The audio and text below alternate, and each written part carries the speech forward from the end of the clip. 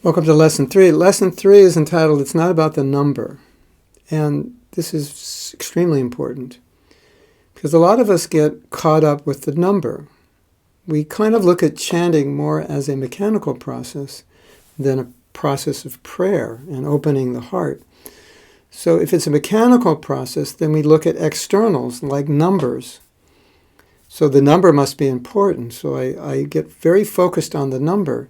And I may not chant properly. I may not be hearing. I may not be praying. I may not be feeling. I may not be properly absorbed. But I think I'm successful because I've chanted a certain number. But that's not true. And this stems from a ritualistic approach to religion. And bhakti is not about religion. Bhakti is about the heart. So a ritualistic approach to religion means that if I do something perfectly externally, then I consider it a success. And also, materially speaking, much of material life is like that. It's not an internal process, but it's an external process. I've achieved a certain goal. I've followed a certain process, achieved the goal. I'm successful. But when you talk about relationships, it's not just about achieving goals.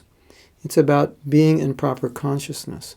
So, if I think that the goal is to chant 1 round or 4 rounds or 16 rounds, whatever my number is, and that's my focus, then the whole time I'm chanting, I'm pretty much focused on the number, and I'm thinking, when I reach that number, then I'm successful. It's not like that at all. It's not a mechanical process.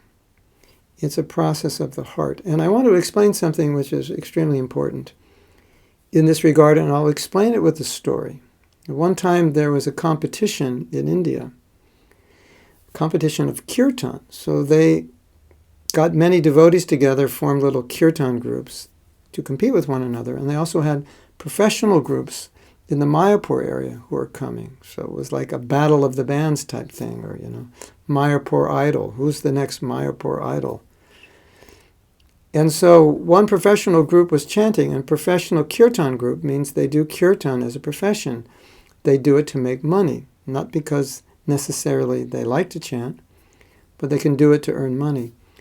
So when Prabhupada heard them chanting, he said they were chanting the Mahamantra, Hare Krishna, and Prabhupada said they're not chanting the Mahamantra, which was kind of bewildering because that's what all the devotees heard them chanting. Prabhupada, if they're not chanting the Mahamantra, what are they chanting? Prabhupada said they're chanting money, money, money. Isn't that interesting? So what did Prabhupada mean? He meant that you could be chanting externally, but internally, you're thinking of something completely different. In the last lesson, lesson 2, we talked about the mood of chanting, what the Mahamantra means. In this lesson, we're talking more about the mechanical chanting, where you disconnect from the mood and you only see it in terms of externals.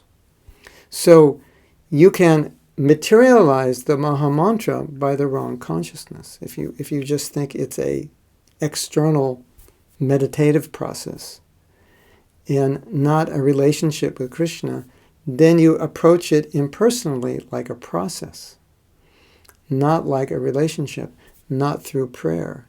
You mechanicalize it.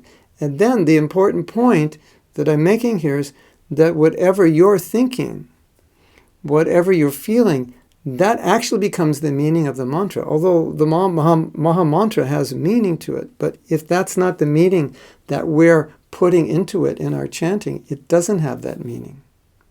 And sometimes the example is given that Krishna does not appear in his name if we're chanting it with a material motive. That's not the real holy name. So let's say I'm chanting, but I'm trying to win a competition. I'm really chanting money, money, money, even though Hare Krishna is coming out of my mouth. So if I'm chanting Hare Krishna, please Krishna, I want money, I want fame, I want success, anything material, I'm chanting the holy name.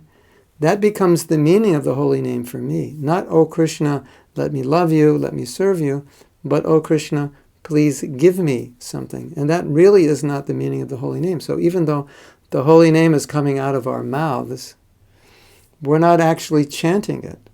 So that's very significant. So sometimes I'd like to ask devotees to reflect on what's in your mantra. What does the mantra mean for you? What is in your, when you chant, what are you feeling? What are you thinking? Are you just thinking, I want to get my rounds done? Are you thinking, I don't like this, it's something I have to do?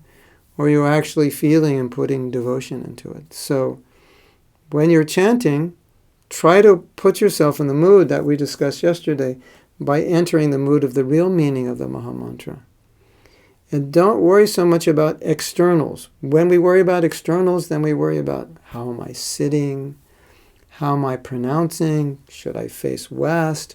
Should I do it at this time? How long does it take me to chant? Of course, these things are important, but they're not that important. Even if you don't chant properly, Krishna knows you're chanting his name. Even if it takes you 10 minutes when it should only take you 7 or 8, it's not important. It's not an external process we're trying to perfect.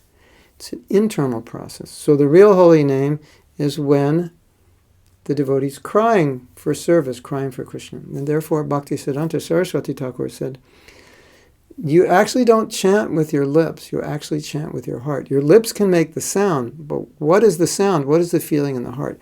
That's all important.